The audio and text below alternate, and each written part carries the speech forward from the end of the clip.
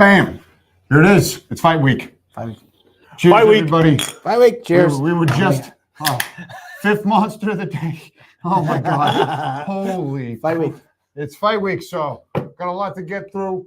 We just saw the checklist on the screen right there that he's got to get through today. So we're going to skip the preambles. We got Rob Picco in-house tonight. We've got 18 matchups to discuss right here that are taking place at Memorial Hall in Plymouth, Massachusetts, Saturday, Veterans Day weekend.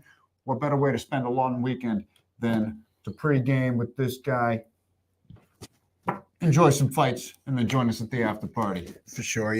Obviously, we're super stoked for the card.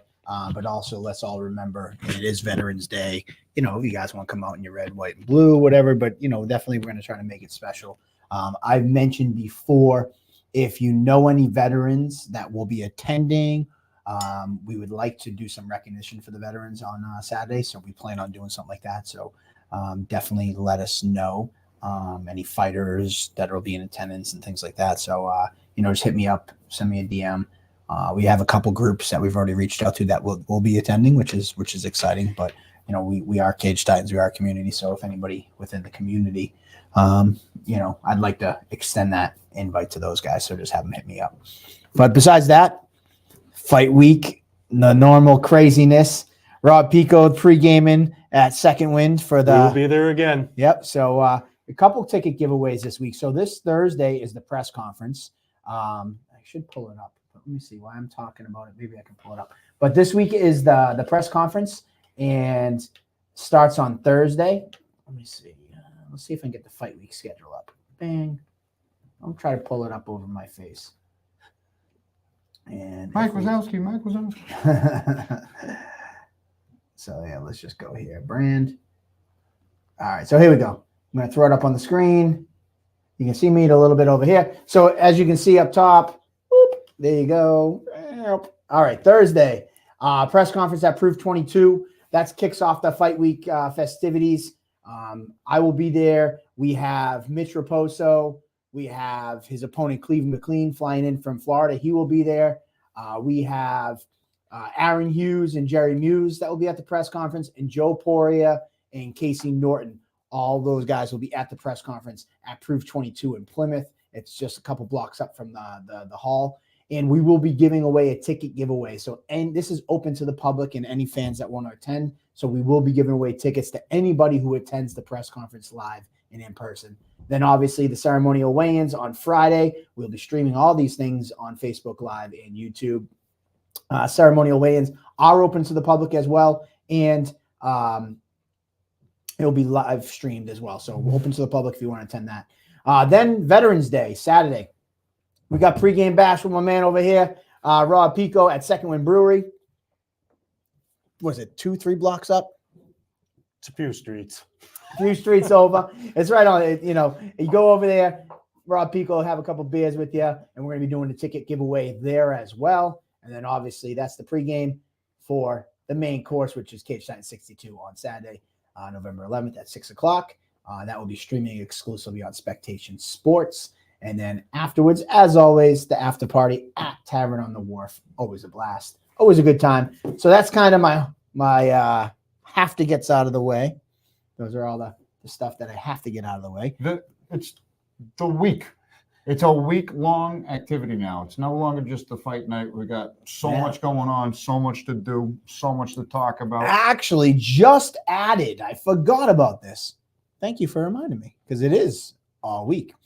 This Sunday, Main Street Sports is going to be doing a special brunch and breakfast for all Cage Titans people that attend events, any of the fighters, any family and friends. They're doing a special brunch at Main Street Sports. Same thing. It's just down the street on that main road from Memorial Hall. They will have the 9 o'clock Patriots game, if you're still watching the Patriots even after their pathetic season, but we still support them in the highs and lows, just like everybody. So they will have the game. I think they're playing in Germany, so it's a 9 o'clock start. So Main Street Sports will be opening early and doing a special brunch for anybody that attends Cage Titans.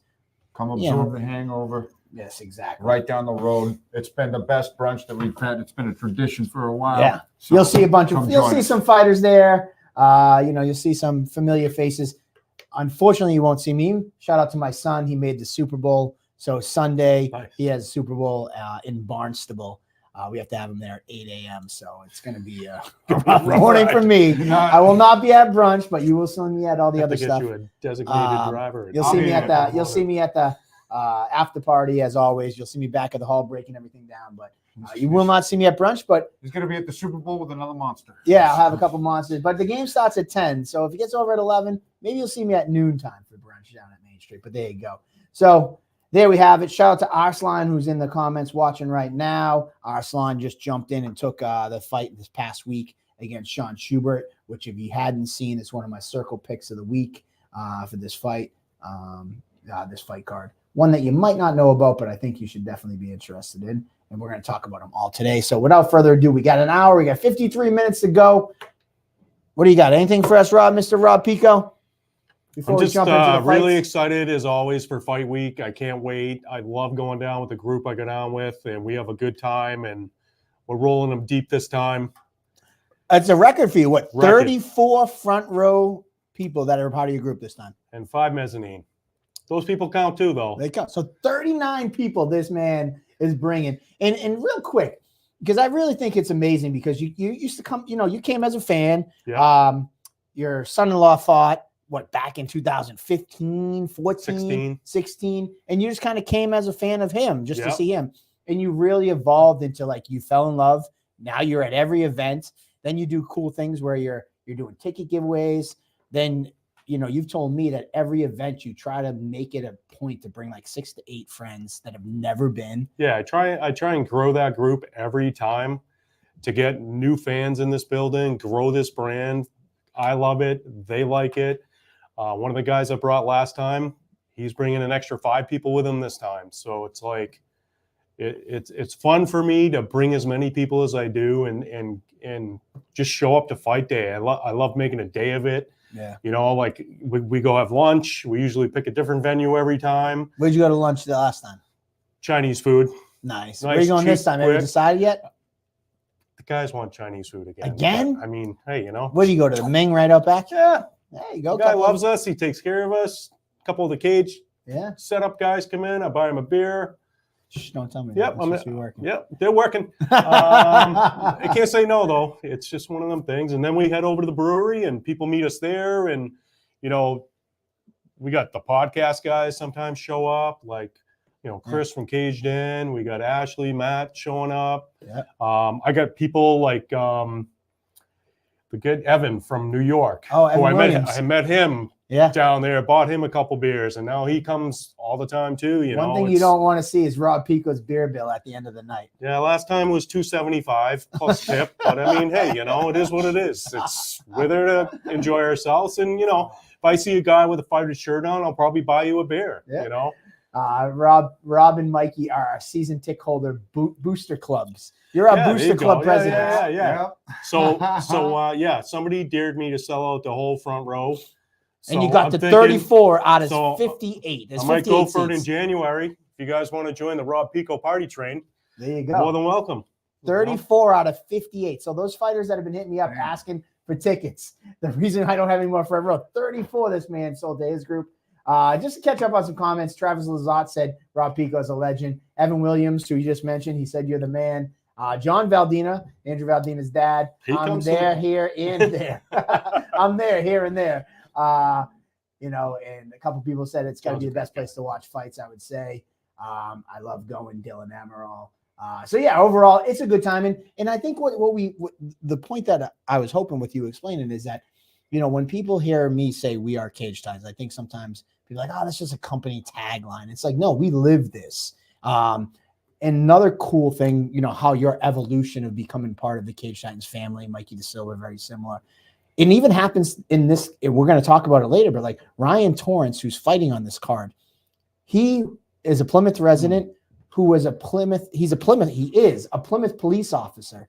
And for years, he's been doing this detail. Yeah. And he's done it every time. And he's always watching like, man, I would love to do that one day. And here he is at 42 years old, representing himself first and foremost, but also he's a Plymouth, and he, you know, I said, listen, how do you feel about us pumping that up? He's like, I feel comfortable. You can say it, you know. So this guy's evolution as well. It really is. We are Cage Titans. We are a community. It's not just a catchphrase to sell T-shirts. Yeah, definitely not. Definitely not. So there you go. We mean it. Yes, there we go. We definitely live this Kyle Carnage. We definitely live it. So either way, you're here to hear about some fights. We have 18 on tap for you. We have all kinds of mix. And this is a great card because we got some Muay Thai. We have MMA Glove Muay Thai. We have Super Fight Grappling Match. We have, pro titles. We got pro fights. I think this might be the most pro fights. 1, 2, 3, 4, 5, 6, 7, 8, 9 pro fights on this card. And I remember the days when I first started back in 2010. It was like 2 pro fights and 12 amateurs. Now And I it's think even the first time I called a fight, there was only about 3 or 4 pro fights on the top of the card. The rest of it was all amateurs. So Yeah. it's been a crazy transition over the past couple of years. absolutely. And I got to give a shout out to the fighters because, Nick Newell posted. Nick Newell helped. I believe he competed on like Cage Titans 2 or Cage Titans 3. And he said that this is probably one of the most evenly matched local cards he's seen in the past 10, 12 years. He posted that up the other day. And I think it's a testament to these fighters. They really challenge themselves. Yeah. And when you look at this card and as we break it down, in the next 45 minutes, it really is. It's like tough fight after tough fight, coin flips. It's crazy. Rob Picco said it right when we sat down. We were just talking about it upstairs briefly before we came down to the studio about the magnitude of some of these fights and where it can position them for early next year to be on the radar for the next season of the Contender Series. This is the time to really make those strides and take those challenging fights and get those wins on the record that are really going to get noticed and take your career to the next level. We've got a slew of those fights on tap here tonight. So it's fight week. It is fight week. We got to get down to brass tacks. So let's go. So we got to get right to it. Starting off. First we're starting off with 2 Lakeville MMA girls are going to be doing the grappling to start the night off. It's starting early, 5:30. We're going to start right before Cadence 6, and Willow. They're going to be doing the grappling match to start the show, kind of like before the show officially starts at 6. We usually have them kick off about 5:45 as the crowds settle in their seats. Lakeville MMA will be doing it once again, Cadence and Willow, which we're pretty excited about. And Cadence has a lucky fin, and very similar to Nick Newell. And she didn't know who Nick Newell was. And when they said that she's going to be competing, it just so happened Nick Newell has 4 fighters on this card. And we kind of told her about Nick Newell and his success he's had in this sport. She loved it. And she asked if he'd walk her down, and he's going to walk her down as well, which is pretty cool. That's awesome. That's awesome. So heartfelt. It's going to be kicking off with an absolute bang, and I can't wait to see the Lakeville kids competing again. Definitely cool. They've always brought it. They're always competing hard against each other. And yes, happy anniversary. Shout out to Adam Russell. Happy anniversary. You guys punched each other in your face a year ago. Such a fun time. And that was the first doubleheader Cage Titans 50. It was the first ever day-night doubleheader. Is that 2 years Muay ago? Thai Fight of the Year. 2 Cage years. Titans 50. Oh shit! It was 2 years. ago. Because that was the day after my son's wedding. Remember? That was a rough day for me. Flies by. Oh man. And Adam Russell, his wife is the manager of Main Street Sports, who we talked about earlier. He's doing the brunch, and we're doing the Patriots game on Sunday. So here we go. Let's get into it. Ryan Maniscalco is kicking things off against Mike Salazar. Ryan Maniscalco is making his debut out of Sigyatong, taking on Mike Salazar, who's 1-0 out of Regiment. Salazar, we saw in the last Cage Titans event, Cage Titans 61. He is back, and he's taking on Ryan Maniscalco in a Muay Thai bout. Yeah, we always know that the debuting fighters, they're always bringing the heat. It's a moment you're only going to experience once. And Salazar had that last show, came out with the win against Paul Huber. It was a great fight, highly contested. And, Regiment, they're bringing it all night on Saturday. They're the first fight and the last fight. They have 5 fighters. In between. Fall River on the map early. Salazar trying to keep that win streak going, and Maniscalco representing City of Tong out of Boston. Or Somerville. He's looking to do what Salazar did last time and just emerge 1-0 and jump right in with the win. And both these teams, they're kicking off the night, and they both are stacked throughout the card. As we mentioned, Regiment has 5 fighters. City of Tong has 4 fighters on the card. So these guys, they're going to be coming out heavy and hard and like looking to set the pace for their team because they know they're the first soldiers going out to battle, and they want to come back to that locker room jacked up. So, they're going to be a little extra oomph on it.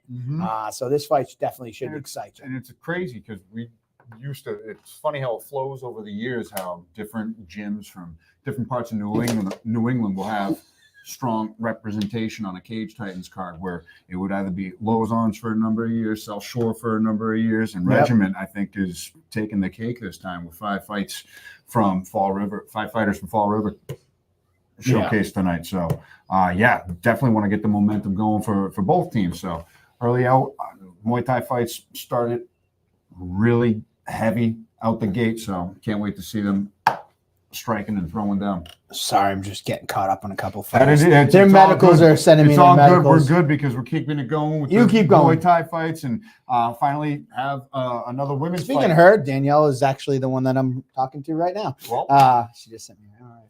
All right, there we are. So Erica Medina is taking on Danielle Ocula. I'm going to get the pronunciation correct out of Nostos.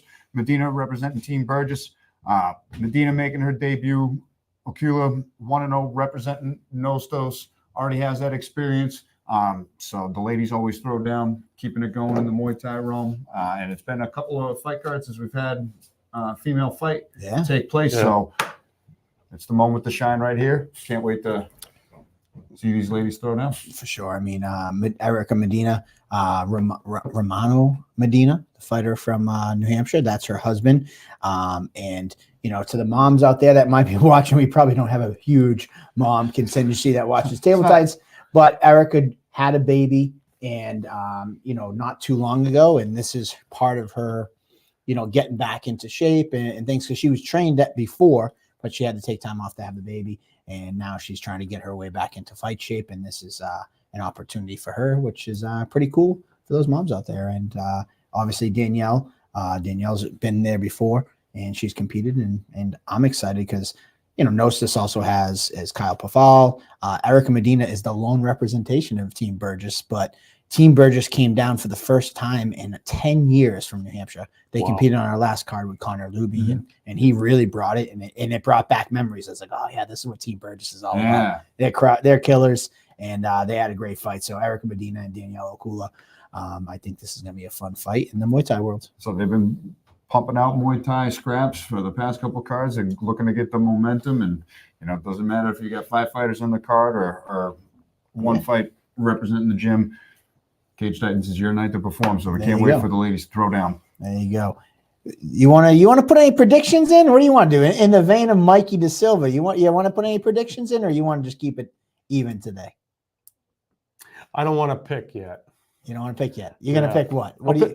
Which one? A couple. You'll pick a couple. So when you're ready to pick, are you going to do the Mikey De Silva too? If you pick wrong and they win, first beer's on you. If they win, they buy me a beer.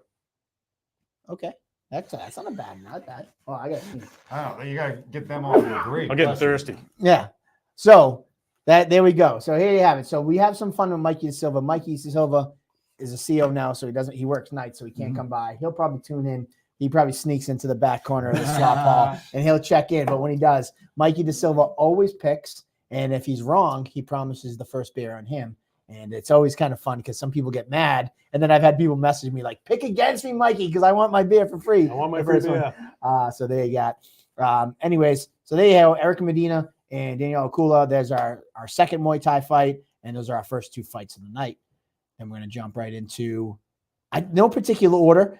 Before we get to the MMA and the pro fights, the other thing that we have going on this card, which is different than MMA, is we have a grappling super fight between Rick Hahn from Start Jiu-Jitsu in New Hampshire, taking on Leon Davis out of Triforce, which makes this match really cool. We've done some grappling fights before. We've done the quartet, the 4-on-4. But this 4-on-4 doesn't get. was badass. That was pretty Yeah, cool. we And gotta- it was. we And definitely people gotta keep bring that asking back. when Can we we bring bring back. that back next year? 100% But, badass. Rick Hahn is an Olympic judo bronze medalist. He was a Bellator tournament champion when they used to do the tournament. This guy is competed everywhere and anywhere, and he's extremely high level. As the same can be said for Leon Davis. Leon Davis out of Triforce, black belt in jiu-jitsu. I think he was like a 12-4 MMA record, something crazy like that. This is a very high level, high contested match, and should be fun. About as high level as it gets, and representing from all corners of New England, meeting in the middle in Plymouth. Yeah, Leon Davis, I want to say he was like 11-3. Yeah, there you go. Yeah. So So he's got the he can't. They don't really get much MMA better, higher experience. than that. And he's actually. It looks like he's been doing a lot of competitive grappling, and he's 1, 2, 3, 4, 5, 6, 7, 8-1 in competitive grappling. and one he had a draw against Casey. Yeah. Oh, he did do a cage. Yeah, draw against Casey. That was a sub only. So, but yeah, he's 8-1-1. He's riding a 4-fight win streak in his grappling career. So it should be a fun one. This should definitely be a fun one. And it's not often you get an Olympic medalist to grace your cage. Yeah, it's going to be intense. And like I said, this is about as high levels as it gets. So getting a full ensemble of all combat sports here at all of the levels. So There you go. Yeah, they're not small guys either. 180's not No. Not at all. And the funny though is that this is just kind of interesting. Some fighters watching might get a kick out of this. These guys competed at 55 when they were competitive fighters. Competitive. no kidding, huh? Well, if they compete at 55 and they're grappling, that's about, Well, that's what I'm just saying. Like to give when they're not big guys, like just to give some people some ideas. Like that's what a 55er is. It's like, you think 155, it's like, yeah, I'm 55 for about 1 hour, Yeah. if that, and then I'm bouncing back up. But either way, there you go. And now let's just jump into the amateur MMA. We got 1, 2, 3, 4, 5, 6. We got 6 bouts. Amateur MMA coming right at you. First one up is Aaron Vasquez out of FAA Connecticut, the first of 4 fighters competing out of FAA Connecticut with Nick Newell. He's 1-1, taking on Jordan Tavares, and he's the second of 5 regiment fighters competing. Jordan Tavares is 0-0, making his debut. I believe he's from Portugal, and he's had some Muay Thai fights over in Portugal, which the record keeping is not exactly whatever over there. Yeah. But he does have a couple Muay Thai bouts, and this is his first amateur MMA. He's not coming in totally green. They train dogs down in Fall River at Regiment Training Center. We've seen so many careers emerge from there, and it all starts with that first walk to the cage right there. And Aaron Velasquez coming up from FAA Connecticut, like you mentioned, Nick Newell's school out there. So he's got a ton of representation out there. You know that they've been training hard, putting together a camp for that trip out to Plymouth. And we never know what we're going to get out of an amateur debutant, but just knowing the reputation of both of these schools, they're going to be bringing some heat. really heated amateur talent coming up. So there you go. Next, love the amateur MMA portion of the card. We're so stacked on the professional end, on the main card, still but can't forget about the amis. amateur We fights really have a stacked as strong well. AMI pool. yeah, I always say Like that. we get some guys up and coming that Yeah. I'm excited about. And that's the best thing about it as we progress. And I always use the term backfill a lot. Like as we progress in the sport, like, you're going to be seeing somebody on this card that you're like, oh man, I remember when they were an amateur. And when we get to the pro card, like Brett Layton, Kyle Pafal, like, Jerry Muse fought Zach DiSabatino for our amateur title 5-6 years ago. Like Mitch Raposo, who you saw, like it is fun to kind of see these guys. Like there's definitely somebody on here that maybe later on in their career, 2-3 years from now, you might be seeing them on the pro portion and maybe 100%. So that's the fun part. That's what makes it really fun for me. Yeah. I love like watching. who's a guy that you saw back in your early days when you first came in 2016 that's still fighting? Still fighting? Yeah. I don't know. I mean, Giannetti, obviously. Giannetti, Zach. Yeah. I mean, damn. I mean, they were all like, you're going back 2016. 7 years. DSAP was an Almost, amateur. you know what I mean? He Yeah. was only a couple fights into his Yeah. I'm going to pull up. So that fight card that you came to, your very first fight It card. was November Cage 26th. Titans, 16th. 30. That was 31. my first time commentating. We came in on the same day. Yeah. Cage Titans 31. Here we go. Here's some fights that were on it. Let's see who's still fighting. Jared Joe York, Smith, Jared York, Mike Danella. Danella, and Osmani, Tiffany McCora, and Daniela Recho, Jonathan Aziz, who's now doing Cage Titans photography, taking on John Paul, Colin Donnelly, taking on Austin Shala. Austin Shala was slated to make his pro debut on this card, fell short of an injury, so he's Fitzgerald out. for an amateur Lorenzo title, Fitzgerald fought for an amateur title, title. and he was one of our cameramen for our last Cage Titans 60. That's right. John Ciampa, Trevor Goody, who fought for our welterweight title, Ross Dinar, who's a beast up at Nostos, Zach Desab. This is when he wasn't even the champ yet. He was only 2-0. Just to give you an idea, he went on to be. No, that was his second fight. That's what I'm saying. Yeah. Yeah, he was 2-0 Yeah, he was in this only card. 1-0 going into it. So he's now 11-3 as a pro, and Yeah. he competed 6 times the amateur. Diego Lopez, Moises Soto, Marty Navis was only Marty Navis was a fun to watch. He was an His 0-1 career, you know? amateur when he fought on that card. Danielle Heinley, Anastasia Bruce, Adina Hornstra. Man, this card. John Duma. That was when he fought Brian Rossi. That was That's the right. night. Don Shanus was only 0-1 at that point in time in his career. Yep. Who's gone on? Jimmy Manning. Sarah Click and Ronnie Nanny, underrated fight. That Giannetti fight was only crazy. 1-0 at that time too. So a lot of fun fights. That was crazy. For sure. Yeah, I always forget how. Steve Fun that Pico Sarah said, Click "Rob, we were in the Ronnie Nanny fight nosebleeds was. back That was then." awesome That's fight. right. Talking about the ladies. That's bringing when we it, that was one of started. the craziest We ladies started when fights that we've seats were had. $55. Yeah. Now you're going front row, And then- balling. And then so we stayed up top for a couple fights, and then we went down to 65. And then there was actually one fight I went by myself because nobody else could go, and I bought a cage side seat. And you're like, never And again. after that, I'm like, I'm never going back. So after that, it was like, you want to go to the fights? We'll sit in front row. That's it. And then the first people are like, well, how much is that? Yeah. It's $100 because that's what it was. Yeah, $100 back. I then. literally have a slew of ticket stubs. Gee. Well, you've been coming since kept them Cage Titans all. 31. Yeah. So that's 62, 31 events. 31 events. Yeah. Wow, crazy.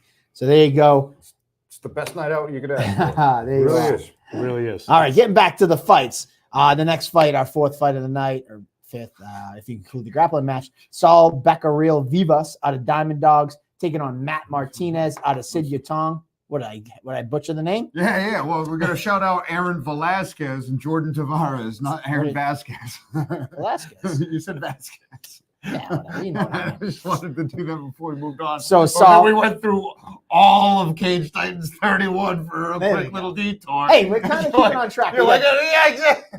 But anyways, I'm excited about The Saul. monster's kicking in. Obviously, I'm excited about Saul's fight because, Caceria Vivas. yeah, whatever you say. You got the name. That's why you're the announcer. I just make the fights and promote the fights. You say the stuff. Diamond Dogs. Saul, he jumped in on like 3 days' notice last time, Yeah. up a weight class Mhm. to come in at 135. He's back at his natural weight class of 125, and he's taking on Matt Martinez. Matt Martinez has not gotten a win yet. He's 0-2, but he's been in some amazing fights so far. Pikachu has been doing great, and I'm excited to see one of these guys get their win, first Yep. win in the Cage Titans cage. Both of these kids have showcased, and they're both like under 22. I want to say they're both.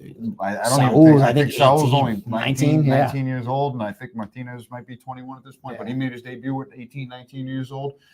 So these kids are as young as can be for amateurs, and they've both already showcased their grit and their toughness and the skill sets in the cage. So it's a great matchup. One of them is going to walk away with their first Cage Titans victory and get that moment that they've both been desiring. So can't wait to see them both throw down. Always exciting to see Pikachu enter the cage, and Saul Beccaril Vivas, quick outing last time, but he's going to be back and showcase that he's ready to throw heavy hands and take some risks throwing strikes. He has a dangerous striking game that he proved, even though in a short fight. So There you stoked go. for that matchup. All right, next up, we talked about him a little earlier. Ryan Torrance, Plymouth police officer, who got introduced to the Cage Titans world as a police detail, and he always said, "I want to get in there and do it." And here he is. He got his chance. He's making his debut at 42 years old. Ryan Torrance out of Daniel Gracie Plymouth with Local Lobo is taking on Timmy Walsh, independent fighter who's 1-1. But Timmy, Timmy is the exact reason why sometimes you don't look at a piece of paper, because some guys back in the day, you see independent fighter and you're like, all right, cool. He's the guy that's brought in to lose. But Timmy's trained at a bunch of different gyms. And the only reason that the name independent is next to him as the school he represents, because he doesn't necessarily represent any one school. He trains at a bunch of different ones. And he showed never underestimate somebody, because he came into his debut with Cage Giants. That was a crazy knockout over Brian Ferguson. It was lightning insane. fast. It was under 30 seconds. He showcased his power and the speed of his hands. So he's a dangerous kid at this weight class. And Ryan Torrance, someone who's been training locally in Plymouth, representing Plymouth as a police officer, who's been a part of the details, making his debut at 42 years old. I'm going to do the call back to Adam Russell on our anniversary right here. Someone who made a very similar walk at in his 40s, being the DJ for as long as he was, being a part of so many events, wanted to make that walk and do it. So it's put on for great fights already. So make sure you circle this as the one to look out for. Timmy Walsh is a dangerous dude for Ryan Torrance to make his debut against, but he's throwing down in there. It was a fight of the year a couple of years ago with a very similar type. Yeah. And Ryan Torrance adds to the list of, we had Rab Knight, who was a security guard that worked for us, who ended up fighting because he used to come and just do security for us. And when he was like, I want to fight. And then finally I was like, all right, cool, let's go. And he got in a fight. He fought twice for us. Adam Russell. No, he fought Harrington, Brian Harrington, who happened to be a cop. Yeah. Brian Harrington, the cop. But then we had Adam Russell, who was a DJ for so many years. He's probably one of our longest tenured guys. And he kept watching and go, I want to fight. And then he got to fight Andy. Andy's also a commentator, but you were a fighter before you commentated. It's just another long list of guys who have watched from the crowd in some sort of stance. And now here they are. Yeah, there's different sides of the coin. You have fighters that start doing things like, I was an amateur fighter who started commentating, and you've had other pro fighters that commentate for you. Do photography like we talked about, Aziz and Fitzgerald. So there's different ways that you could be involved in Cage Titans and then make that goal to fight. And I'm a huge advocate for everybody to make that walk to that cage. Maybe Rob Picco one day has a crowd guy, one day fighting. Anything's possible. There we go. We're not saying no. We're not saying no. Next up, Andy talked about a little earlier about actually my last thing on Timmy Walsh, I talked to him probably about an hour ago before we got on air. And he said he's absolutely in the best shape of his life. He's had a couple pullouts on us his last 2 times we've had him scheduled. And, he said, listen, Mike, I just been going through some shit, but I am fully focused, committed. And he hit me up earlier. We were talking. He's like, I'm in the best shape of my life. I cannot wait till this weekend. And he's really looking forward to putting on the show. So I think this is going to be a good one. Andy said to circle it. So definitely put that a circle on it. But here we go. Moving on to the next fight. Another one to circle. This is a big one. Andy said some of these amateur fights are stacked. These guys, between the two of them, they have 12 amateur fights between the two of them. We got Stanislav Roklov out of FAA Connecticut, Nick Newell's school, taking on Brandon DeMora out of Regiment Training Center, former training partner, current training partner of yours, a little bit of both. Okay. Grew up with him at the Rivera Athletic Center. He's now training at Regiment Training Center down in Fall River, keeping that regiment train rolling that they're bringing. And he is someone who has fought for amateur titles, on a skid right now, but motivated, just jumping back off of his last fight against Ash Rao, where lost the decision, was out grappled in a striker versus grappling matchup, which was really close, where they both have moments in their respective game and both showed improvements against tough competition. So he's jumping right back into the thick of things, right back into the deep end, right back into the fire against Stanislav Roklov, who's 3-3, already 6 amateur fights as well. Like you mentioned, the level of experience, it may as well be a professional fight. And I'll tell you this, you mentioned Nick Newell's school, and he's a young kid who I think is not even 20 years old yet. Yeah, you mentioned DeMora, like how hungry he is for it. I'll just to give you some insight in him as a fighter's mindset and his coaching staff. We talked about a couple of the matchups, and they literally said to me, "We want the toughest fight you can give us." And it was that I would pull up their text message. I keep receipts. I don't delete anything. And they were literally just like, give us the toughest test you can have. Like, that's what amateurs are for. And Stanislav is cut from that same cloth. Like they're like, we don't care who, just give us a name at the weight class and we're there. This fight is going to be a fun one. And I think this is a fight that you're seeing the future. Yeah. In one of these, and it could be in both. It could be an opportunity where both guys are just like, wow, that's the future of what, that's going to be coming down the line in the pro ranks. So high level fight between these two amateur fighters. And I'm excited that they're squaring off.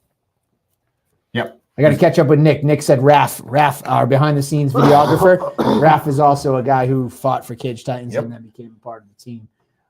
And I always say that I'd rather bring people in that have something to do with Cage Titans and give them opportunities to work within the industry. So I'd hire a fighter over anybody any day of the week. Mm-hmm. So moving on from Demore and Rakov.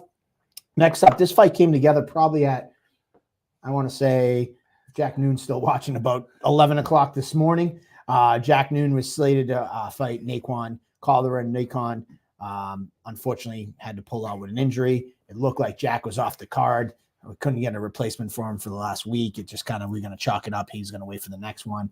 And Tony Rivera, we were talking over the weekend. He said, when I go to work on Monday, if I can convince my boss to get me the day off on Friday, and I'm in. And this morning he messages me all his medicals. He goes, I got the day off. Let's go. And I hit up Jack. I said, you still looking to fight? I know it seemed like it was off. He goes, I'm in. And, shout out to Jack, who most fighters, when you think a week out, week and a half out, your fights, you don't have an opponent. You're probably eating the bonbons and the Ben and Jerry's. And he said, listen, I knew you were working, and I was just going to keep working my side from training aspect. And I knew you were working your side to see if you could find me somebody. It actually came together, and I'm excited for this. Tony is never afraid to step in there with anybody. Both guys, I think they're both have not won yet at all. Like Tony's 0-4 and Jack's 0-2. I hate talking about records, but I think in this stance, I'll bring it up because they're both hungry for their first victory, and they're both shown a lot of toughness in their fights. They just haven't been able to crack that goose egg. And I'm glad that one of them is going to get to crack that goose egg in this, as long as it doesn't end in a draw. But I don't know what else to add. You just monstered off the whole thing. Like there's nothing else to say. I had to monster off on this one because I think people look at this fight. I think both of them have something to prove. Yeah, and I think people. The reason that this fight hits home for me, we can talk about so many of these fights, like about their credentials and all that stuff, but this is a fight where you see an 0-2 and 0-4, and you're like, oh, cool. Like, let's go get a beer during that fight. It's like, no, man, don't let these records tell you anything else. This is definitely a fight that you want to sit in your seat for, because these guys are hungry. And though they haven't won yet in the cage, they've been in some unbelievable battles. And I'm excited that they're going to get to square off. Yeah, should be a good fight. Yeah, there you go. I'll let you take the next one. Vespasiano versus Alvarado. I meant to do that. It was a weird noise. Oh, Jesus, I can't breathe. Les Alvarado out of FAA, Connecticut. Yeah. Another guy from Nick Newell's school. The third out of 4 fighters. 1-1 coming into this. Carlos Vespasiano out of Daniel Gracie Plymouth coming in with a 2-3 record. Carlos brings the whole country of Brazil with him when he fights. Yeah, he brings a slamming crowd right there, fighting and representing right out of Daniel Gracie Plymouth, out of his hometown. And he brings it every single time. Very well-rounded, showcasing submissions, showcasing great striking, and just a complete fighter all around. Alvarado, part of that FAA Connecticut squadron rolling out. So the away team, in essence, trying to silence that crowd, create that moment, and Lester Alvarado making his Cage Titans debut. Can't wait to see what he can showcase. Yeah, he's been competing out at Flex Fight in New York. And, because Connecticut, where they are in Connecticut, it's almost closer to go to New York than it is to come here. Like, they're kind of in the middle. So they compete a lot. A lot of these guys from FAA Connecticut, we haven't seen them at Cage Titans, but they compete often, almost every month. Yeah, they're going to New York shows because it just happens to be a little closer to them. But they're bringing the whole squad. I'd be allergic to something here. Every week, there it is. Like 3 weeks, I've had like coughing fits. The 40-minute mark of it, and it's just worse. You know what Dr. Rob says? Another beer. Yeah, there you go. So Carlos Vespasiano, and I think that again, I don't know a ton about Lester. I can just base it off of who he's training with and, the team that he comes from. And I know that they're more than prepared and ready to roll. And as for and I know that he also trains at a boxing gym as well. So I think that we're going to see some crisp striking out of him. Carlos is well rounded. I mean, he's a purple belt in jiu-jitsu. Yeah. He's shown in the Demora fight that he can strike. He's done a little bit of it all. So yeah, man, good fight. And that's our last amateur fight of the night. Jesus, we both spilled it because of the rotating. I meant to do that. You knucklehead. Went that way. All right. Oh, good. So there you go. Yeah, I know. So here we go. Next up, for the first time ever in Massachusetts, I'm excited. We've been talking about bringing this to Massachusetts since 2019. 2019, we actually got approved MMA glove Muay Thai in the state of Massachusetts. Unfortunately, Jesus Christ. I'm losing it. I can barely- barely. Unfortunately- I can barely breathe down here. I'm not even lying. unfortunately, you get Rob another beverage. I don't know what it is. I'm like half getting lightheaded. So I'm not even anyways, joking. all right, dude. stop talking so I can talk about the fights then. So we got this approved in 2019, and unfortunately, for one reason or another, like one side would agree, and we couldn't get the other side to agree, but we finally got two guys See? to step in there. Just leave it. Who cares? We're good. It doesn't matter.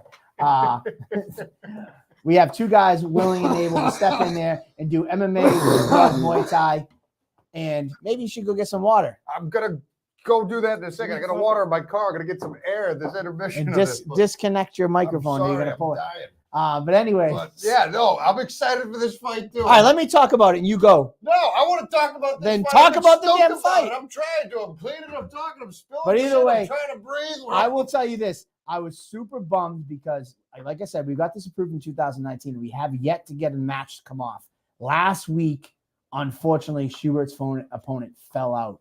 And it was like, Jesus Christ, this is friggin' cursed. We're never going to get an MMA glove Muay Thai fight. We've been trying for 4 damn years. And it's happening. And it's happening. As exciting of a matchup as you could ask for. Arslan Aktiev coming off momentum off of his last win and jumping into small glove Muay Thai. It's the same thing as MMA, only different. Just not going to the ground at all. So Schubert, as decorated a Muay Thai veteran as we have around here, always been game to take on anybody in his sport. I love And watching this him time, fight, throwing down with the small gloves, eliminating the grappling aspect. This is something. It's a Good historic recommendation.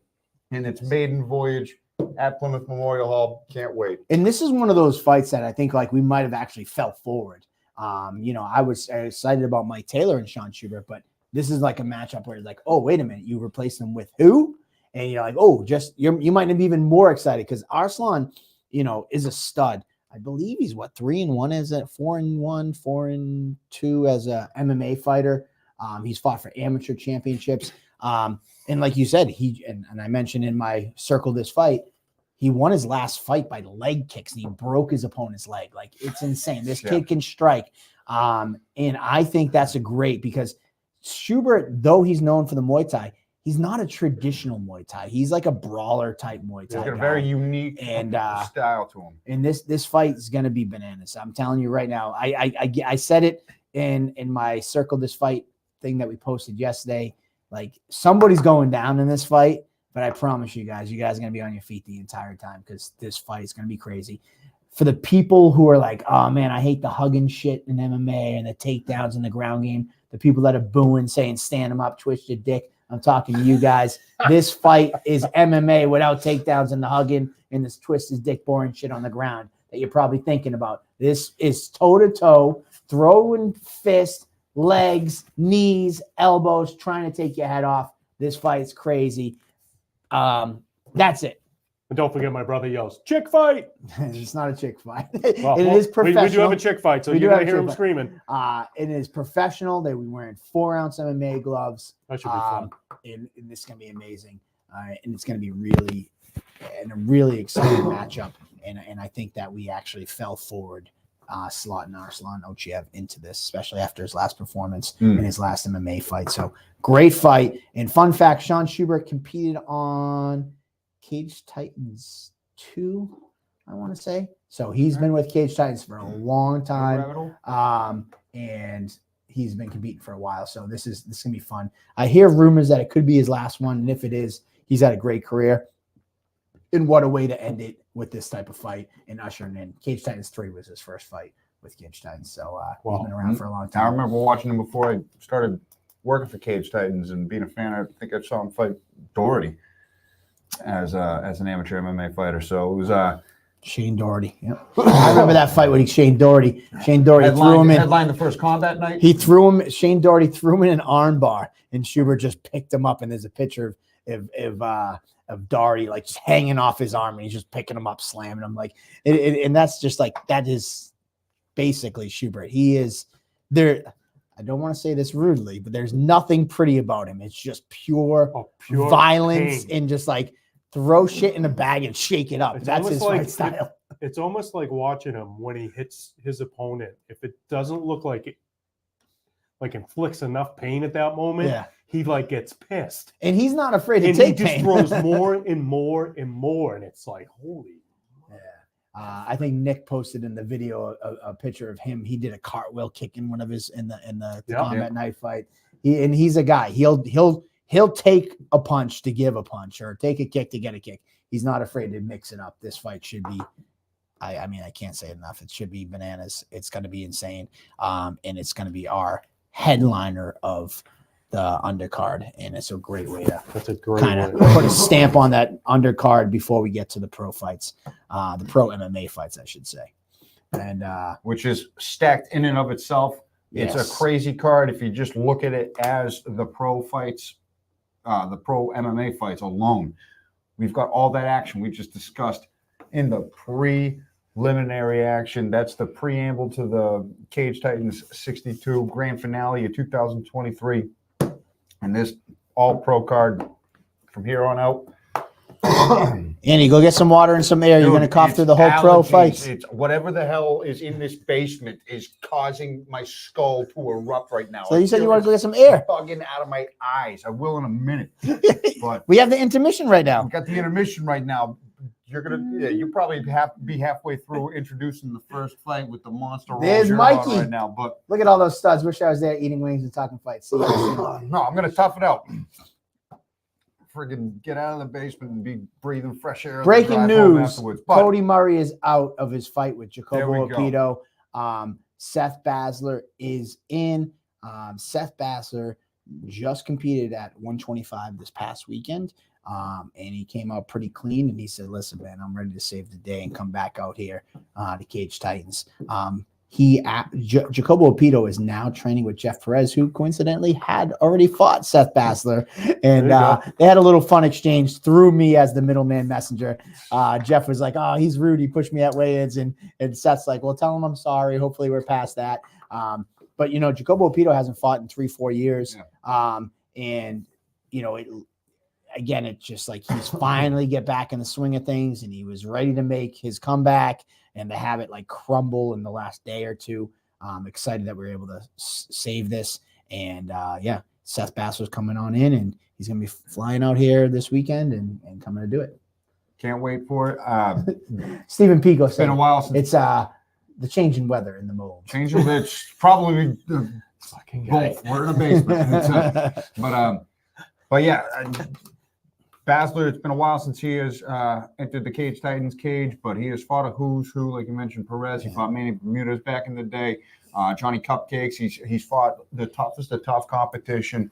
And Jacobo Opito is someone who I'm excited is making his return back because, he had a great pro debut against Mike Taylor. And then since his last fight against Rob Fuller, he's been taking some time off on the shelf, but people forget how good he was as a dual weight champion as an amateur, and the wins. There's talk about he was going to be a 3-weight champion. He was going to go to 45. He was dominating Or a he was couple in of the weight 55. classes. I won't forget. I mean, somebody who's been fighting for us recently and stringing together some great performances. Will Smith.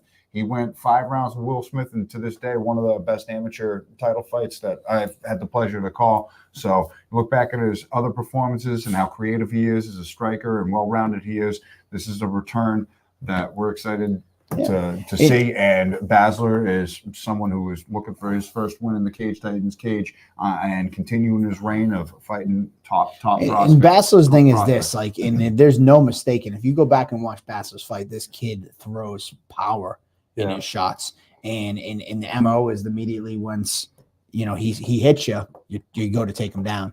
And Jacobo is not afraid to stand and strike. That's probably his strength. So that's why this fight is, I'm happy we're able to save Jacobo's fight to get him back in the cage, especially after 4 years away. But I'm also excited about this matchup in particular because I think, Seth is better suited against strikers, and that's kind of what he always is. That's where if he has a chance to succeed and shine, it's when somebody's going to stand and trade with him and strike with him. And I think Jacobo will do that.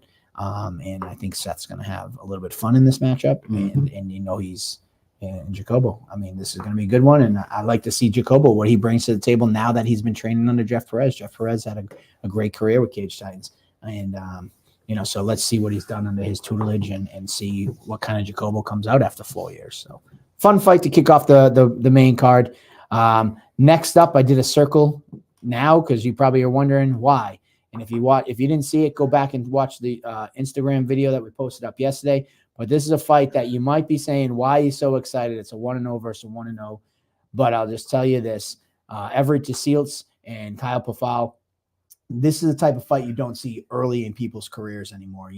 Most of the time, their first few fights, they're trying to pad their record up to kind of take easy fights, and that is not the case in this fight. Kyle Pafal was a NEF champ up in Maine. He was the Combat Zone champ in New Hampshire. He was a Cage Titans, I think, 2022 Fight of the Year participant. This kid, Kyle Pafal, trains up with UFC fighter Devin Powell, a whole stud of fighters up there. This kid made a huge splash in the amateur ranks, and he's looking to do the same thing in the pros. As for his opponent, I said in the video, his opponent didn't even fight amateur. This kid is a collegiate wrestler at Johnson & Whale, where he's an All-American. He's a judo black belt who's won medals all over the world internationally. So he just skipped amateur MMA completely.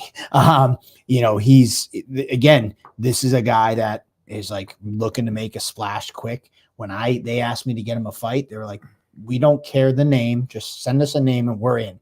I didn't even give them a name. They're like, we're in. And I'm like, I know it, but let me get you a name. They're like, we're in. I'm like, okay, I get it. Let me get you the name. And these guys, and Kyle Pafal was much of the same. Kyle Pafal was like, listen, man, I'll take anything and I'll share, I'll probably give you insider information, which I always do sometimes. When I said to his coach, Devin, I'm like, all right, well, you make sure that he's in. Devin called up Kyle and was like, hey, it looks like we're going to have to go with Everett or we're not going to fight. And Kyle said to him, I didn't know I had a choice. I just figured that Everett was the name. That was who I was getting. So that's it. Like there's nothing to discuss. Like when you told me that was the name, I wasn't looking for the next name that was easier. I just figured that was it. So that's the mindset Kyle Pafal has. This fight is going to be crazy. That's just Nostos to a T. They don't care. They're going to fight anybody. They're bringing a whole new generation of fighters up, and Pufal is part of that. Your son's a beast, Claudine. Yes, you're right. One of the best amateur fights I've seen to date was his fight against Miguel Sevison, and Everett has such a decorated background for someone who is only one fight into his career. And we've seen that happen a few times where somebody's already got a pedigree so impressive that it's kind of tough to find amateur fights. So that definitely makes sense that he threw himself right into the professional. And it's kind of fun full circle because Oscar Vera was originally slated against Kyle Pafal. Yep. Everett DeSieltz, in his debut, his one pro win was against Oscar Vera. So it kind of made it easy. I was like, when I was on Oscar Vera's name, I'm like, oh, he fought this guy Everett. I'm like, okay, all right, let's do it. And there we have it. So our second pro fight.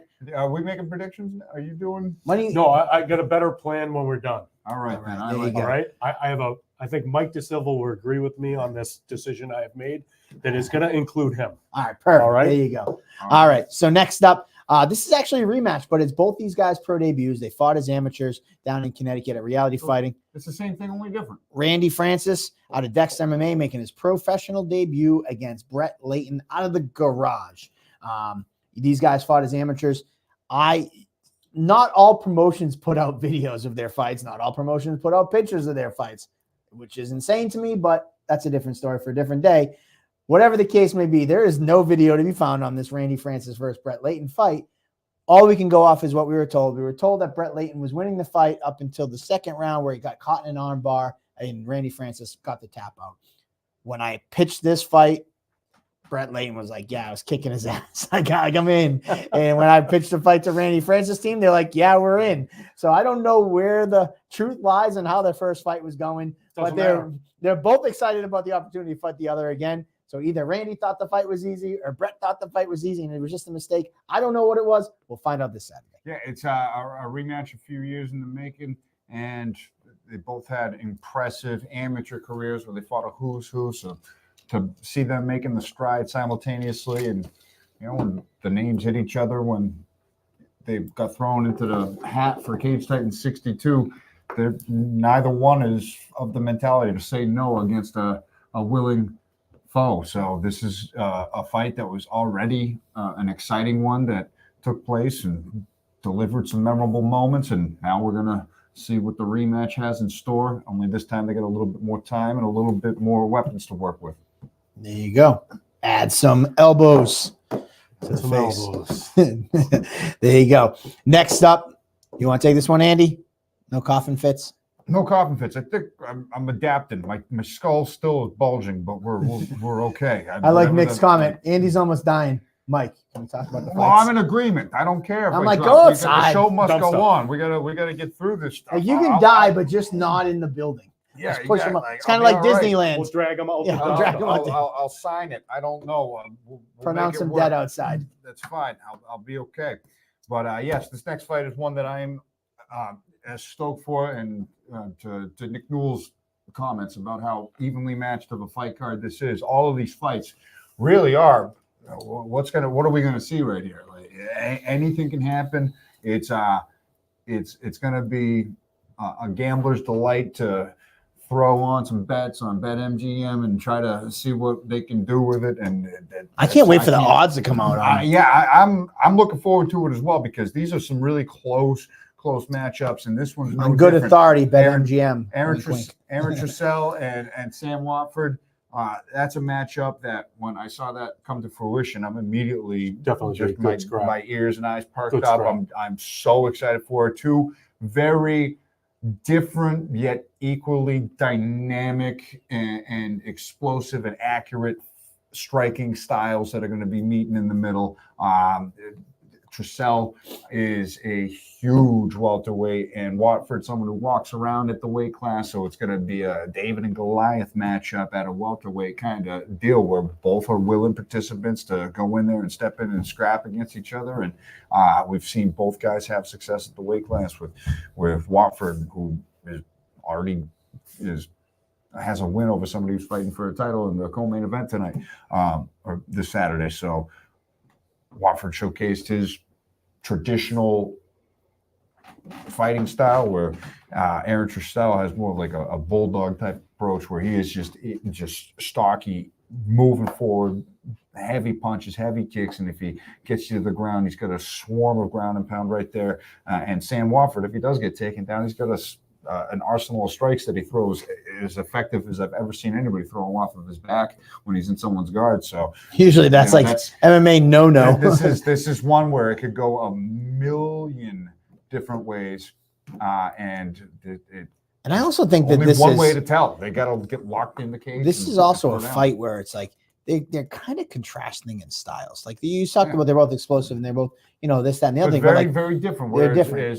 Trussell's a huge guy who cuts a lot of weight, and you got Sam who literally walks in on fight day at one weight. That's one way that they're very starkly different. And then also, like you said, you got a traditional martial artist. I think you mentioned like Bruce Lee type style with Watford. And then you got Trussell, who's like a bull in a china shop. He's coming to take your face off in like not in a nice way. Yeah. So you got very contrasting styles, but like it's gonna be an exciting one no matter what. Because I have a feeling that like though Sam has that more like Bruce Lee type like approach, I have a feeling that he's not afraid to get in a dogfight either. No, he's not. And, Yeah, definitely. and not. this could get into this could be a very interesting fight really quick. Yeah, both great additions to the welterweight roster at Cage Titans. You can see a title run for one of the, both of these guys. So whoever comes on, Yeah, with comes the out level of of this. competition that they both faced, absolutely, a run positions them nicely. So they both got the chops, and it's a big fight for both of them. Yeah, absolutely. Next up, we're moving into a couple of our featured matchups. We had these guys stare down at our last event, Cage Titan 61. Casey Norton coming to us from Ascension Athletics out of Connecticut. Jeff Meal Haddad School brings his 3-1 record, taking on Joe Poirier, the undefeated 4-0 fighter out of Lausanne, New England Cartel. He's mom's basement. He's training everywhere. This fight is huge, especially in the flyweight division. I've talked about it earlier. These are fights that you don't often see early in people's careers. And these guys are willing to test themselves. They do have a common opponent, which Andy and I talked about, off air. Casey has a knockout victory over Tyler Smythe. Joe Poirier came up short in his amateur career when he fought Tyler Smythe for a title. But I mean, I don't know, man. This fight is it's another one. You just flip a coin. And we were talking about this fight a little bit upstairs off air about the Joey Guns, the magnitude and the implications on this fight. Where Casey Norton at 3-1 in his career, Poirier undefeated 4-0, all finishes, both of them riding streaks, both capable of finishing anybody they fight at this weight class on the feet, on the ground. Whoever emerges victorious out of this fight is in prime position for a contender series spot. If Norton emerges as 4-1 and gives Poirier his first professional loss, he's one win away from being the next top tier talent out of here. Yeah. To get that contender's call. He's right on the cusp of it for when they're starting to look for fights to be made come June, July, into the summer and throughout the autumn. I mean, there's a system to it. You look at the UFC roster and something crazy like 35% of it is all contender series signees. So there is a way. That is the and I think that's why we're seeing fights kind of vying taken for like right there. Whereas like even on this is how stacked this fight card is. Whereas we've got people on the later part of this card that are looking to just get the direct call right to the UFC. Whereas in the middle of the card, Poirier climbs to 5-0 and gives Casey Norton his second loss. He's in the exact same position where he is right there as an undefeated prospect with big wins, finishing guys. Where whoever wins this fight, this is such a sleeper fight on this card. It kind of disguised in the middle with the fights that are preceding it and after it, all the bangers that are surrounding this fight. This is another one of those. If you don't know, now you know, circle it. This is a heavy fight at 125 pounds where you can see another true top prospect fighting in front of Dana White come next year. I mean, at the end of the day, I think that the path to get to the UFC is I don't want to say it's paved and set in stone, but like there's a direct path that you can see, and you see guys getting 5-0, 4-1, 5-1, 6-1 onto the contender series. So that's why. But the other thing is that the path that is kind of more chopped up is padding your record and then getting there and then finding out you're losing there and you get cut back. I think that's why we're seeing this is a challenging fight for both of them. Yes. This is putting it all on the line, saying let's fucking go. Both of them. I love that they're both accepting it. It's on a really meaty card at the end of the year. A lot of eyes are going to be on it, and both are capable of putting together dynamic strings of violence in that cage. So it's going to be nothing but excitement from bell to bell from both of these top prospects. And it's really the hats off to these fighters. That these guys are taking these fights. I'll be just pretty blunt. Like early, a couple of years back, getting fights like this to happen on the local scene for me was extremely difficult because guys were in the mindset like, I'm not going to challenge myself locally. Let me just get the pretty record, and then I'll try to get myself to the UFC. And my hands were very tied because it was very difficult to try to convince guys to take fights like this. And here's a fight that's like, there's like 5 of these on this card that are like, man, 2 years ago, these fights aren't happening.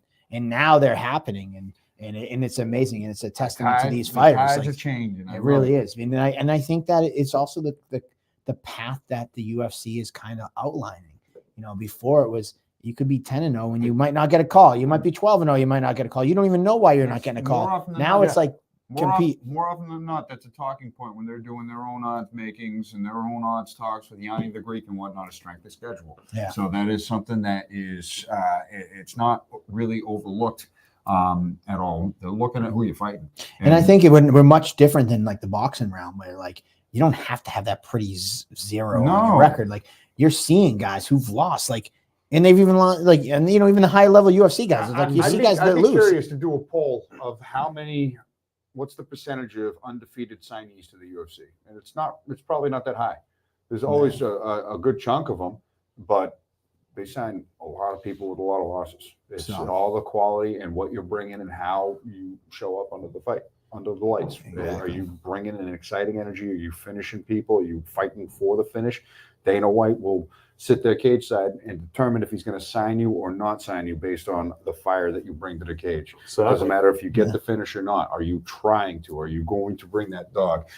He signed a guy off the contender who lost. And look at Exactly. even like Connor Matthews, who just got signed recently, didn't get the finish on it, but showed all the skill sets, momentum. He already lost once on the contender. Yeah, that's a stylistic fight. I think that fight he lost on the contender, though, he showed the grit that he actually had. Came out, got another win or two. Of course. And then there he is again for another shot, gets a shot. And I'm saying that these are the kind of fights that are right on that level that are happening at Memorial Hall in our backyard here. 100%. And this is the next generation of names that you're going to be seeing represented from this region on the global scene. So. All right, let's roll. Our next featured fight of the night, number 16 up.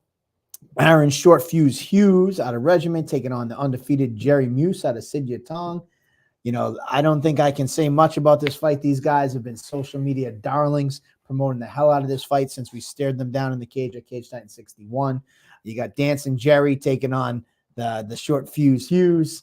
You know, Aaron's been very vocal. He's been doing interviews, so check out any of his interviews. Go follow him on his social media, and you can kind of see what he has to say about this fight. As for Jerry, go follow his social media, and you'll see him dancing and doing crazy skits and doing fun stuff. And you know, he's having a blast with the lead up to this fight. But make no mistake about it, as much fun as it might seem that they're having on social media, you know, these guys are really honed in, working towards this fight, and they know how big of a fight this is, and they're excited to be at this slot right here on this fight card, facing each other. And you know, it's, you know, Jerry, for all the social media saying, oh, who does your makeup and the dancing, and they kind of have some fun at his expense. This kid was 6-1, I think, as an amateur. He's undefeated 5-0 as a pro. He's a highly decorated military veteran on Veterans Day weekend. He's got all. Don't let the Captain America and Spider-Man and all the stuff that he does online. This kid's no joke. No joke.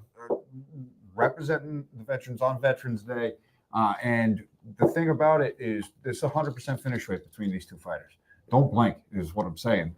Both of these guys have full capability of finishing. Say it's not. So the over/under is not going to decision. That'd probably be a safe bet. I mean, they both showcased explosive. And I wonder if BetMGM is going to do any prop bets. I mean, the more the merrier. That's the only thing they haven't been doing yet. People, I don't think they've been doing prop bets. That's never going away. So yeah, this is one that is worth all the excitement that's behind it. Aaron Hughes riding that momentum, snatching guillotines left and right. Jerry Muse, the twister kings, heel hooks, all the submissions that they're able to put together.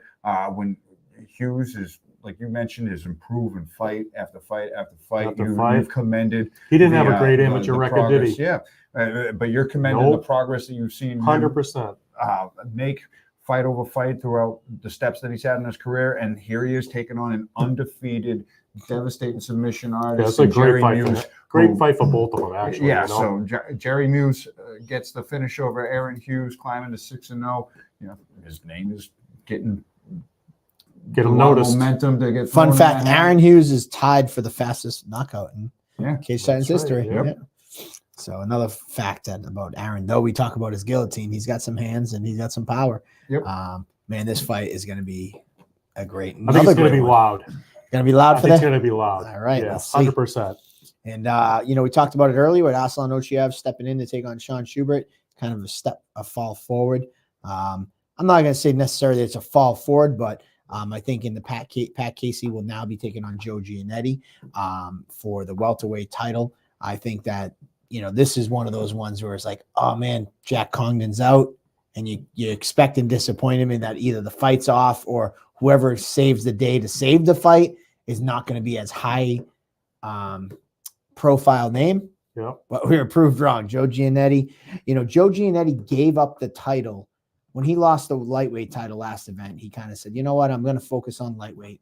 I'm going to vacate my 170 because remember, he was also the welterweight champ. Yeah. He said, I'm going to vacate that title.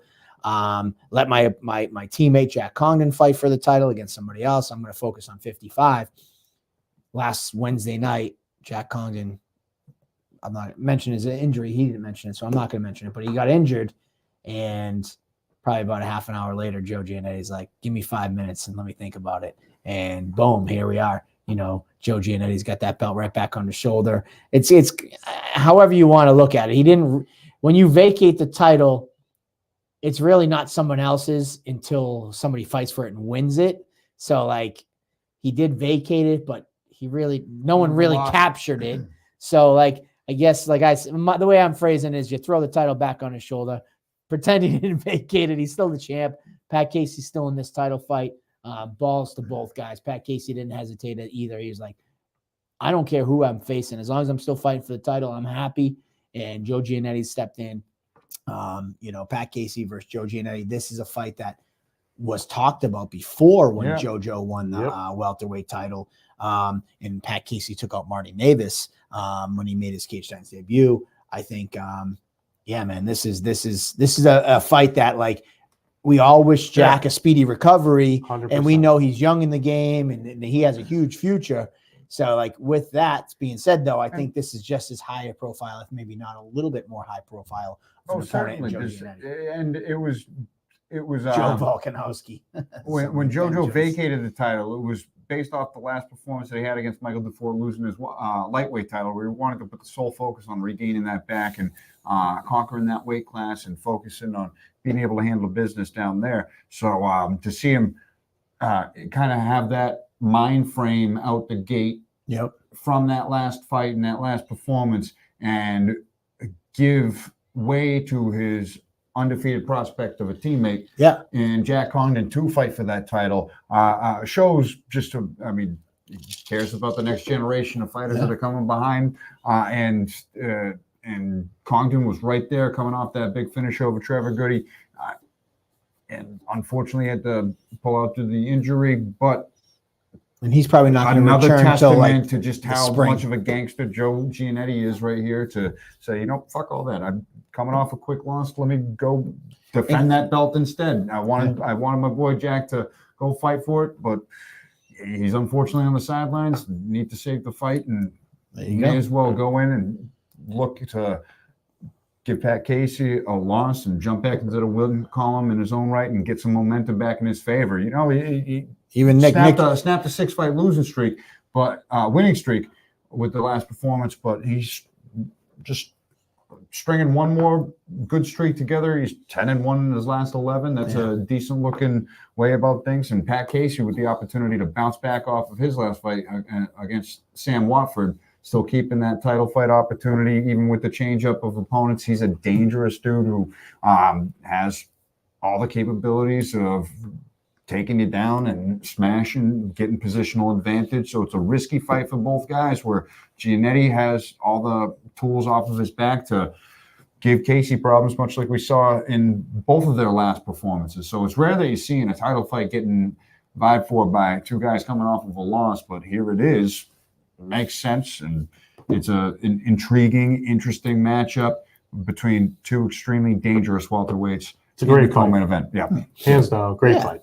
And I It's gonna be honestly, fun. you know, you think about it, it's just like, all right, cool. Who else want to step in with those guys at 170? So when people are like, hey, listen, Cage Titans title, we can do what we want. If anybody else wanted to step in there, we'd gladly put you in there. But I didn't see many people jumping at the opportunity. Right. And here we go. Pat Yeah, Casey I was taking on Joe Giannetti. Really curious to see kind of where Joe's headspace was after that last fight, where he wanted to bounce We'll back, find when out. he wanted to bounce back. But just the fact that he accepted this fight and is jumping right back into the heap of things against the extremely dangerous and durable Pat Casey, who is still right at the top of the welterweight division in his own right with the momentum he had prior to his last fight.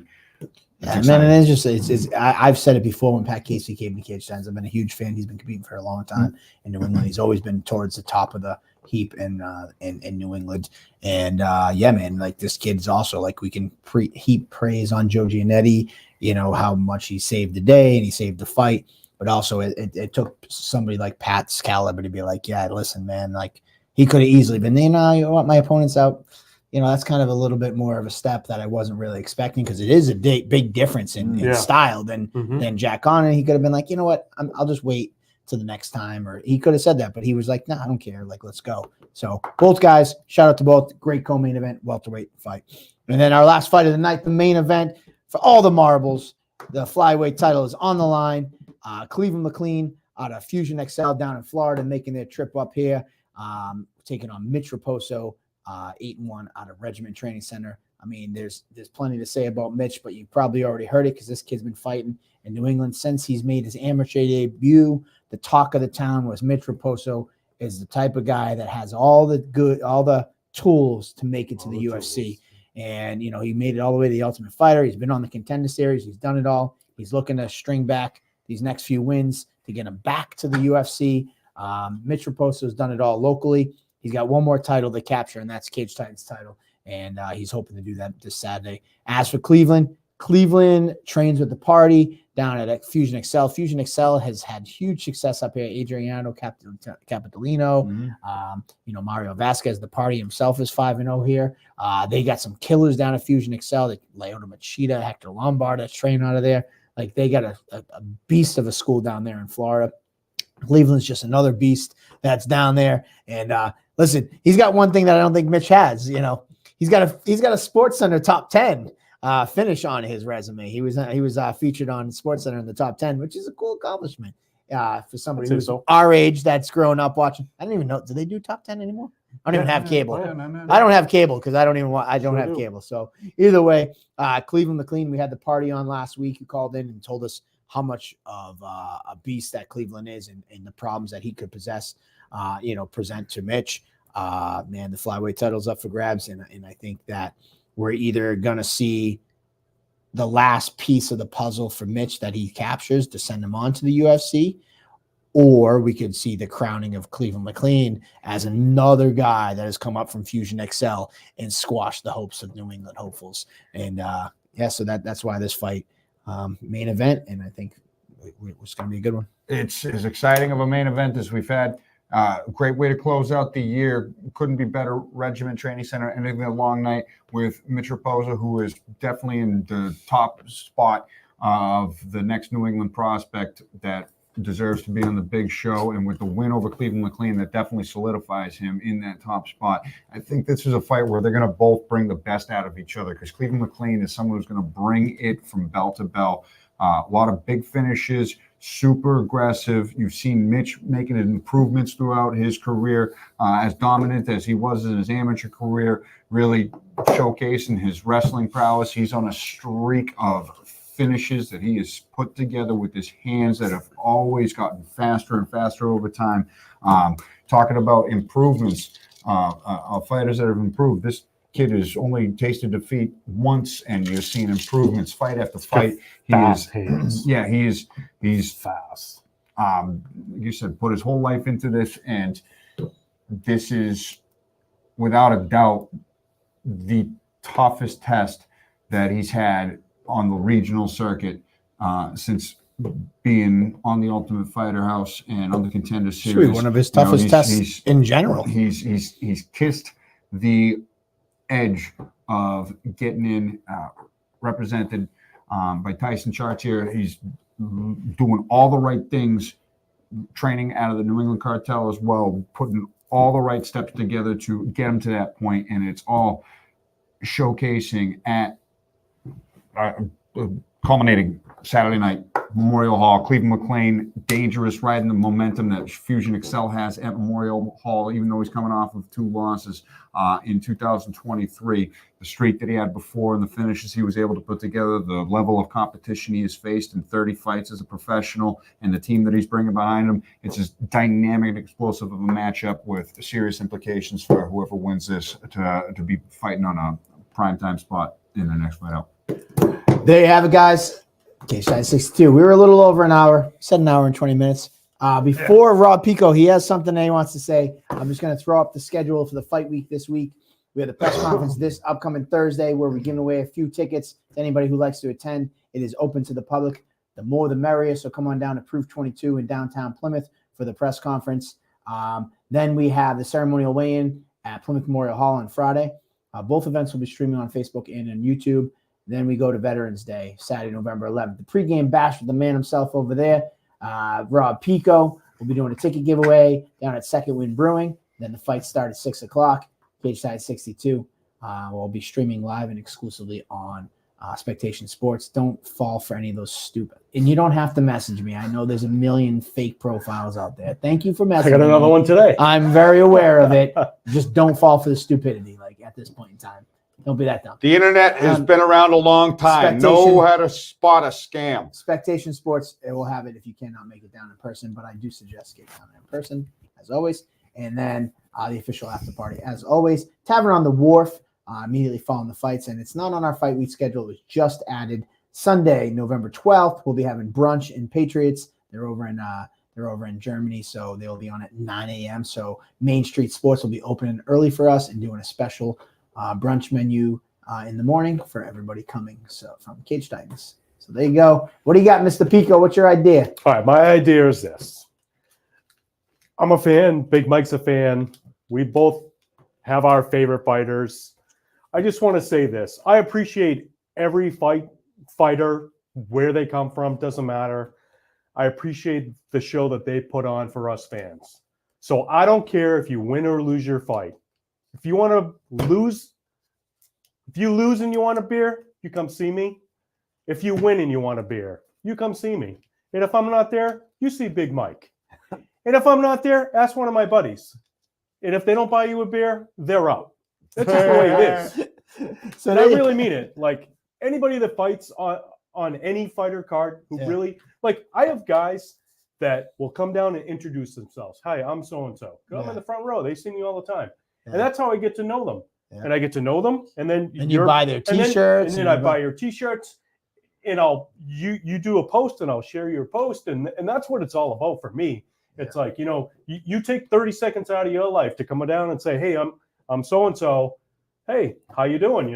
Great fight last time, or I can't wait to see your fight tonight, or you can do it before, you can do it after. I don't care, man. That's what it's about for me. That's what I love, It's like taking it to a whole new level. Whole new level. Whole new level. If you win or you lose, I don't just go care. see You want a Picco. beer? Come see me. First beer's on him. First beer's on me. And if you And can't find you Picco, can't get Big Mikey. find Mike. Big Mikey will Like, pick it up. and if neither one, like I said, ask one of my buddies. If they deny you a beer, they're out. Yeah, he's got 34 of his friends, and if you really want to be slick, just go to each one of them at a different time, like Halloween, like trick or treat. Trick or treat. Show them your fighter around badge, and you all get a bracelet. Seriously. So show them your fighter badge. What was the beer snake last time? Wasn't there like a?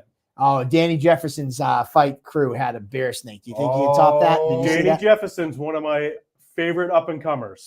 There we Telling you right now. Because he drinks the beer, or no, that kid's got skill. There you go. Well, there you guys have it. As always, follow us on all social media, Cage Titans, across the board, Snapchat, Twitter, YouTube, Instagram, all that stuff. X, I think, is not even Twitter anymore. Second Wind Brewing. Join me there. So there you have it, guys. We enjoy you joining us. Cage Titans 62. Tickets are still on sale. CageTitansFC.com, or hit up your favorite fighter and get them. But I would say hit up your favorite fighter in the next day or so, because after that, they're cutting weight and they don't want to hear, hey, I forgot to get an extra ticket. At that point in time, just go online. And I said I was going to bring this up, and Andy and I were talking earlier. I love you all, but this week is balls to the wall busy for me. Don't hit me with the, hey, do you got any tickets left? Don't hit me with the, hey, where can I get tickets? Tickets are on CageTitonsFC.com. If you want to come to the show, just go buy the tickets online at CageTitonsFC.com. Unfortunately, my efforts after I get off air right now, I was sharing with them earlier. It's got a just big list. it's nonstop. Don't So- even try. You got questions, hit me up and I'll tell you no. Okay. Yeah. go on. So there you go. So yeah, just, tickets are where they always are. Hit up a fighter on the card or hit up Cage Titans FC. If you hit me up and say tickets sold out, I got a simple solution for you. You don't have to ask me. Just go right to the website. And if you click tickets and the tickets are still showing, that means they're not sold out. I just try to get that housekeeping done because every show, and maybe after 62, all the fans will finally catch wind. Just go there because that's it. You're gonna have to clip that and post it out. There you Nobody's go. making it to the end of this one There to you go. hear that message. I'm ready You're to go gonna get because a I lot got to of go messages. home. You gotta go. I We got gotta some go. stuff to All do. right. Thank you all. Peace out. Cheers, everybody. We'll see you Saturday. Can't wait. Saturday.